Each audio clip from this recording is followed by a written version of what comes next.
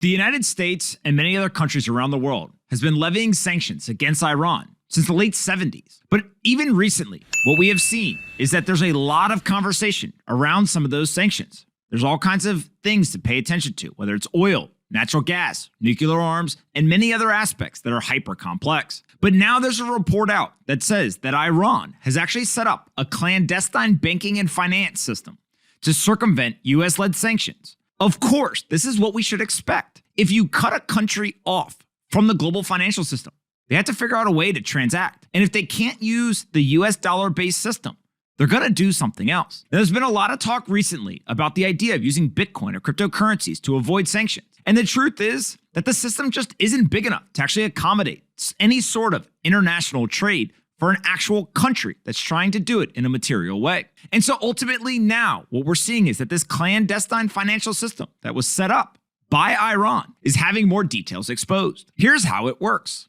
The Iranian banks that serve companies that are barred by US sanctions from exporting or importing engage in affiliate firms in Iran to manage the sanctioned trade on their behalf. Those firms establish companies outside of Iran to serve as proxies for the Iranian traders. The proxies trade with foreign purchasers of Iranian oil and other commodities, and sellers of goods for import into Iran. They do this in dollars, euros, or other foreign currencies through accounts set up in the foreign banks. Some of the revenue is then smuggled into Iran by couriers who literally carry physical cash that's been withdrawn from those abroad proxy companies. But much of it still remains in bank accounts abroad, according to the various Western officials. Now, ultimately, we have to ask ourselves, are we really surprised that a country that has been cut off from the global financial system has chosen to find some other route to be able to conduct trade? I'm not. And so whether it's trying to actually get the sanctions lifted, as they're doing now in various negotiations, or it's simply setting up a brand new clandestine financial system, or it's partnering up with other superpowers around the world, Iran was going to do something.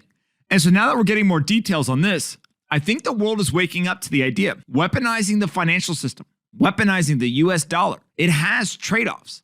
And whether we think it's a good answer or a bad answer for many problems, we just have to be aware of the totality of the situation. Hey you, did you like this video? Great, we make 5 of them a day and post them here on this channel. Make sure you're subscribed, like the video, and see you next time.